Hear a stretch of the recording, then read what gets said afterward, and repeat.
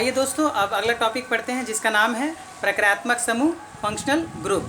तो इसमें हम सीखेंगे कि किस प्रकार से जब एक परमाणु एटम या फिर अधिक, एक से अधिक यानी कि more than one atoms, group of atoms, जब हाइड्रोकार्बन में एक हाइड्रोजन को हटाकर खुद आ जाते हैं तो क्या होता है। देखिए उदाहरण के तौर पे मैंने भी इससे पहले आपको बताया कि अगर मैं यहाँ पे मीथेन लेता हूँ, CH4 मीथेन, या फिर यूँ कहूँ इथेन C2H6, ये क्या है, इथेन है। तो इथेन की जो स्ट्रक्चर है कुछ इस तरह की होगी। ये मैं इसकी ओपन स्ट्रक्चर लिख रहा हूँ, लाइन बॉन्ड स्ट्रक्चर है, ये कुछ इस तरीके की होगी। तो यहाँ पर क्या करना है, ये जो 6 हाइड्रोजन दिख रहे हैं, किसी एक हाइड्रोजन को हटाकर कोई और एटम यहाँ पर आ सकता है। जैसे मैंने यहाँ पे लिखे हैं क्लोरीन, ब्रोमीन, आयोडीन। तो अगर कोई अकेला एटम आता है, अकेला परमाणु अगर इस हाइड्रोजन को हटाता है और खुद आ जाता है, तो उसको हम विषम परमाणु यानी हेट्रो एटम कहते हैं। विषम परमाणु, हेट्रो एटम।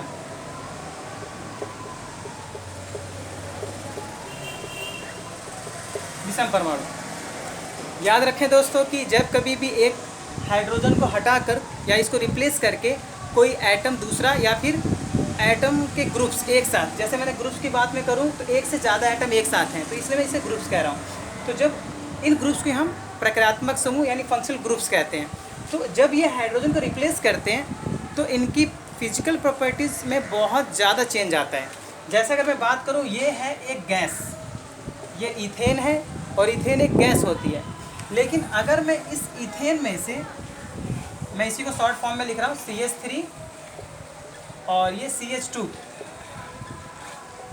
ओके। और इस हाइड्रोजन की जगह कोई एक, इसमें से कोई भी एटम आ सकता है। जैसे मैंने मान ली OH आ गया, तो इस कंडीशन में ये बना CH3 CH2 OH। अगर इसे हम शॉर्ट फॉर्म में लिखेंगे तो C2 और H कितने, 5 और OH। इसका नाम है एथेनॉल। एथेनॉल। तो देखिए ये था गैस की फॉर्म में, और एथेनॉल एक लिक्विड की फॉर्म में होता है।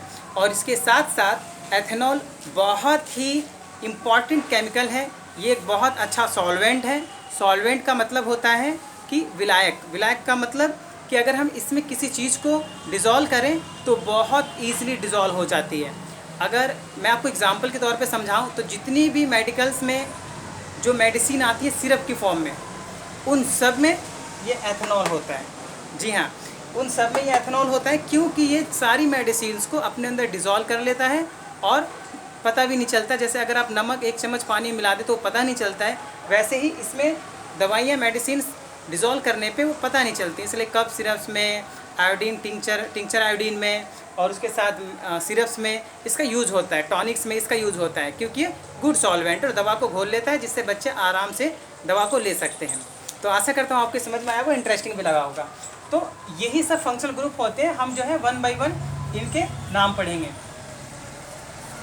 तो जैसे कि मैंने लिख ही दिया है, मैं आपको यहाँ समझा देता हूँ, फिर मैं आपको करके फॉर्मूले बना के दिखाता हूँ।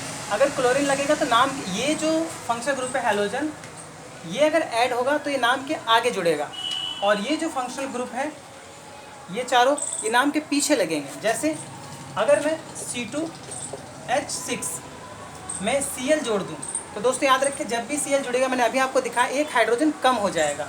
ठीक है, कि एक हाइड्रोजन यहाँ से कम हो जाएगा, जो मैंने यहाँ लिख के दिखाया था, और उसकी जगह क्या आ गया, तो यहाँ पे जो 6 है वो हो जाएगा 5, और Cl लगा दीजिए। तो Cl अगर लगता है तो उसे हम बोलेंगे क्लोरो। क्लोरीन अगर ऐड होता है तो हम उसे क्लोरो कहेंगे, और नाम के आगे लिखेंगे क्लोरो, और 2 कार्बन है तो मेथ, और सिंगल बॉन्ड का होता है तो मीथेन। तो 2 कार्बन है, सॉरी ईथ, तो इथेन हो गया। ये क्या हो गया दोस्तों, क्लोरो इथेन। ऐसे अगर यहाँ पे लगता है ब्रोमीन, Br, तो नाम हो जाएगा ब्रोमो इथेन। अगर ऐसे यहाँ पे लगा देते हैं हम I यानी आयोडीन, तो नाम हो जाएगा आइडो इथेन। तो मुझे लगता है आपको आ गया होगा समझ में। अगले टॉपिक की तरफ चलते हैं, जिसका नाम है अल्कोहल। ये नाम के आगे लगता है जैसे मैंने बताया, और ये नाम के पीछे लगते हैं। तो आइए देख लेते हैं। यहाँ पर आप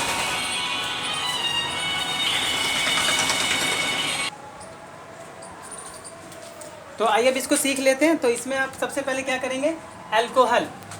अल्कोहल में जैसे मैंने लिख दिया नाम के पीछे ऑल लगाना है, ऑल। जैसे अगर यहाँ पे C2H5OH होगा, जैसे ये क्या है, एक हाइड्रोजन मैंने इथेन में से, मैं अगर इसको एक्सप्लेन करके आपको दिखाता हूँ एक बार, ताकि आपको अच्छी तरीके से समझ में आ जाए। यहाँ पे ये C2H6 है, शॉर्ट फॉर्म में C2H6, और यहाँ पे देखिए एक हाइड्रोजन हम इसको हटा देते हैं। तो अब देखिए कितने हाइड्रोजन हो गए, 1 2 3 4 5, और कार्बन कितने, 2। तो इस हाइड्रोजन को रिप्लेस करेगा ये OH, तो यहाँ पे आ गया OH। तो फॉर्मूला कुछ यूँ बनेगा, अब 6 की जगह 5, और हम यहाँ लगा देंगे OH, और क्योंकि इथेन था तो इथेन पूरा लिख दीजिए, इथेन, और नाम के पीछे लगाना है ऑल, यानी आ की मात्रा और ल, इथेनॉल। और अगर इंग्लिश में लिखेंगे तो ये जो OL है, पहले हम लिख लेते हैं इथेन, इथेन, और ई हटाकर, क्योंकि इथेन ऐसे होता है, ई हटाकर यहाँ पर OL, एथेनॉल। ऐसे ही प्रोपेनॉल, ऐसे ही ब्यूटेनॉल, ऐसे ही पेंटेनॉल। और अगर इसकी जगह OH की जगह हम लगा देते हैं CHO, CHO, तो यहाँ देखिए दोस्तों 1 2 3, यहाँ 3 कार्बन है, तो लिखेंगे तो हम ऐसे ही, जैसे C2H5, लेकिन इसको हम यहाँ पे लिखते हैं CHO।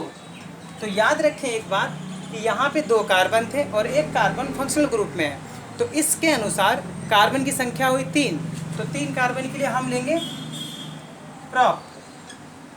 प्रोपेन, और ये हटा दीजिए, और क्योंकि इसके लिए हम क्या लगाते हैं, अल, यहाँ देखिए AL, तो यहाँ AL जोड़ दीजिए, और अगर हिंदी में लिखेंगे तो प्रोपेनल।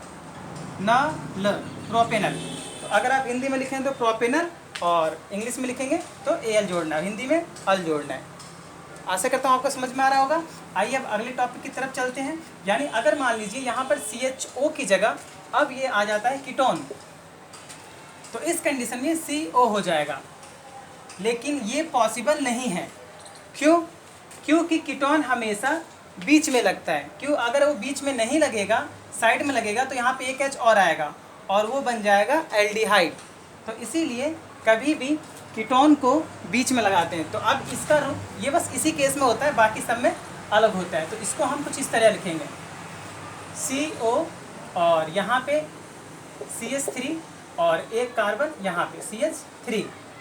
तो यहाँ पे 1 2 3 कार्बन है, तो यहाँ पे प्रोपेन, और नाम के पीछे लगाना है ONE या फिर ऑन, प्रोपेनॉन मीन्स प्रोपेन, और ONE प्रोपेनॉन। और ऐसे ही अगर आपको कार्बोक्सिलिक एसिड बनाना है तो ये बस इस केस में ये बीच में लगता है, बाकी सब पीछे लगते हैं। तो अब यहाँ पे देखते हैं, यहाँ देखिए C2H5COOH, ये है कार्बोक्सिलिक, तो इसके नाम के पीछे लगेगा ऑइक, या हिंदी में आइक। तो पहले अब कार्बन गिनिए, तो 2 and 1 3, तो यहाँ पर हुए 3 कार्बन, तो 3 कार्बन के लिए हम लिखेंगे प्रोपेन और ऑइक, प्रोपेनॉइक अम्ल। और अगर हमें लिखना है इंग्लिश में तो हम लिखेंगे प्रोपेन और ई हटाकर ऑइक एसिड। तो ये जो है कि आपके सारे फंक्शनल ग्रुप थे, और आशा करता हूँ कि आपको ये वीडियो बहुत अच्छी लगी होगी। और अगर अच्छी लगी हो तो प्लीज़ इसे शेयर करें और इसको लाइक ज़रूर करें। और अगर आपको अच्छी ना लगी हो तो प्लीज़ कृपया करके इसको डिसलाइक ज़रूर करें। और इसी के साथ आज का ये अध्याय यहीं पर ख़त्म होता है। इस अध्याय को हम अंतिम और लास्ट टॉपिक में, लास्ट वीडियो में हम इसे पूरा करेंगे। तो नमस्कार दोस्तों, मिलते हैं नेक्स्ट वीडियो में। Thank you.